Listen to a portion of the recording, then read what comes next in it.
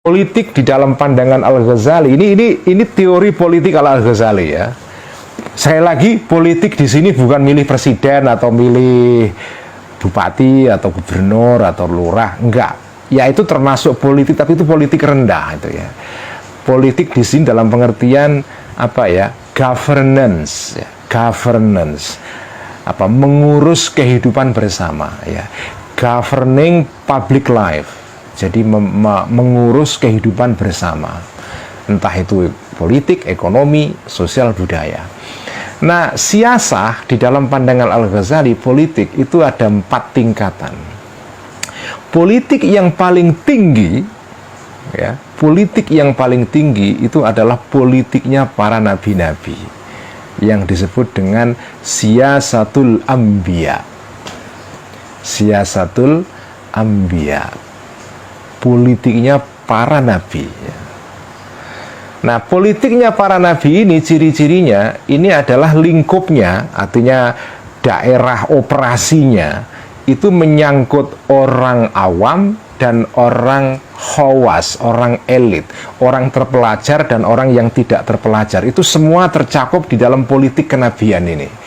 Karena nabi itu tugasnya tidak hanya berdakwah untuk orang yang pinter-pinter saja, untuk orang yang punya titel doktor ya atau sarjana. Nabi itu juga tugasnya untuk mendakwai dan memperbaiki kehidupan orang awam juga ya, bukan hanya orang pinter saja. Itulah ciri politik kenabian. Dan politik kenabian jadi cirinya 2. Pertama, dari sudut lingkupnya. Lingkupnya itu mencakup orang awam dan orang terdidik. Kemudian sasarannya ya. Jadi targetnya politik kenabian ini adalah menyangkut batinnya para manusia dan zahirnya. Batin itu apa ya? Artinya apa? Yaitu mendidik rohani dan mendidik aspek yang lahiriah, perilaku, ya, perilaku. Jadi tugas para nabi itu, politik para nabi itu adalah mencakup sekaligus hal yang zahir dan batin. Yang menjadi sasaran politik para nabi-nabi, artinya dakwah para nabi-nabi ya, itu ya memperbaiki batinnya manusia dan sekaligus memperbaiki aspek perilakunya dalam interaksi sosialnya ya. Itulah ciri khas politik kenabian. Karena itu politik kenabian ini sifatnya totalistik ya, totalistik, total. Orang awam terdidik, zahir batin ya. Kalau dalam istilah HAM itu ya, ruang internum, ruang eksternum. Ruang internum batin, ruang eksternum zahir. Jadi nabi-nabi itu siasahnya mencakup 2 wilayah ini. Karena itu ini politik tingkat tinggi. Jadi high politics ya, politik tingkat tinggi. Yang kedua, di bawah politik para nabi-nabi adalah politiknya para raja-raja, siyasatul khulafa wal muluk wassalatin. Politiknya para raja-raja. Nah, politik para raja-raja ini karakternya 2 juga. Lingkupnya mencakup para orang awam dan orang terdidik. Raja itu kan ya berkuasa atas orang pintar dan orang bodoh sekaligus ya. Orang elit dan orang awam. Dua-duanya itu ya harus tunduk kepada raja. Tetapi target kekuasaan atau siasah para raja-raja ini hanya menyangkut aspek lahiriahnya saja.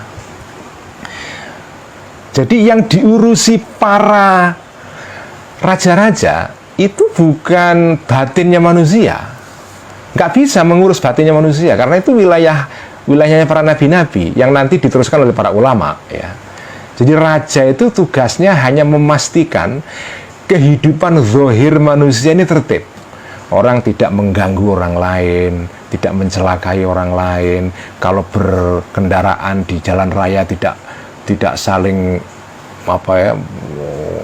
nabrak satu dengan yang lain, karena itu ada marka jalan, ada bangjo lampu merah hijau itu, ada lampu lalu lintas, ada CCTV ya, ada CCTV.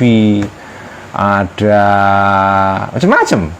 Ada aturan tentang perhutanan, pertambangan. Hari-hari ini lagi masalah wadas lagi jadi isu ini ya.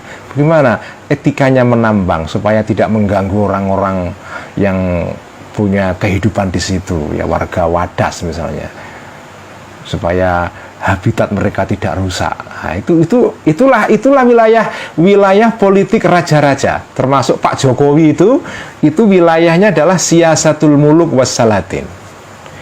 Tugas Pak Jokowi itu tidak mengurusi misalnya sampean ikut tarekat apa, enggak itu ya. Dengan ini apa ya, kira-kira bahagia atau tidak itu bukan urusan Pak Jokowi. Itu presiden itu atau raja-raja itu urusannya adalah urusan zahir. Urusan batin, ini menarik loh. Al-Ghazali sudah membedakan antara tugas raja-raja dan nanti berikutnya politik ketiga adalah siyasatul ulama. Politiknya para ulama sebagai pewaris para nabi. Nah, politiknya para ulama ciri-cirinya adalah ya, mereka ini lingkupnya, karena ulama ini ya orang-orang yang punya ilmu, politik mereka ini terbatas hanya kepada orang-orang yang pinter, yang terdidik. Nanti untuk orang awam ada sendiri tugas politiknya. Jadi ini kita bahas dulu politik para ulama. Politik para ulama, siyasatul ulama itu lingkupnya hanya ngurusi al-khawas, al-khassa, orang-orang yang khusus, orang terdidik, bukan orang awam. Nah, target mereka hanya mengurus mengurus batin, batinnya. Jadi makanya tugas ulama itu kan bagaimana membantu orang-orang yang punya ilmu atau yang belajar kepada mereka untuk mencari ilmu supaya mendapatkan ilmu untuk memperbaiki batin mereka, supaya rohaninya tidak dipenuhi dengan iri hati, dengki, kebencian dan segala macam. Itu jadi urusan para ulama itu adalah forum internum, mendidik rohani masyarakat supaya menjadi orang baik. Hanya para penceramah, siyasatul wa'az ya, siasatnya para penceramah.